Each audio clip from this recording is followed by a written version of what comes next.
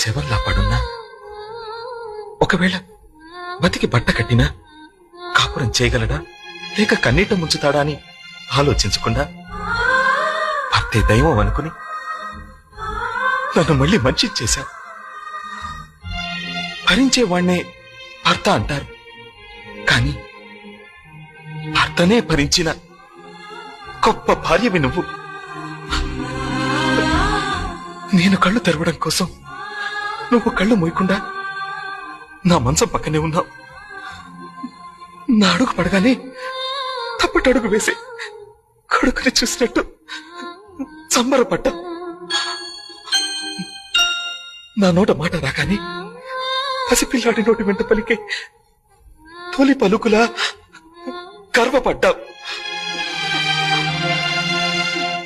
నాకు నువ్వు భార్యవు కాదు లక్ష్మి, పునర్జన్మనిచ్చిన తల్లివి.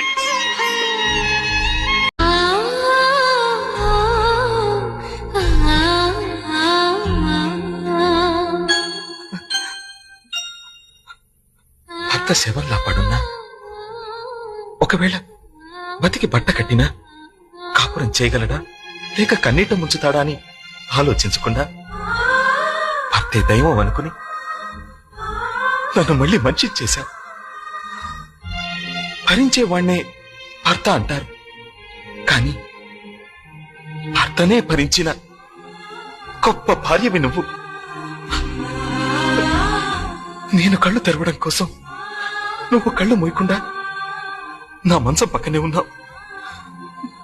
నా అడుగు పడగానే తప్పటడుగు వేసి కొడుకుని చూసినట్టు సంబరపడ్డా. నా నోట మాట రాగానే పసిపిల్లాడి నోటి వెంట పలికే తొలి పలుకులా గర్వపడ్డావు. నాకు నువ్వు భార్యవు కాదు లక్ష్మి, పునర్జన్మనిచ్చిన తల్లివి.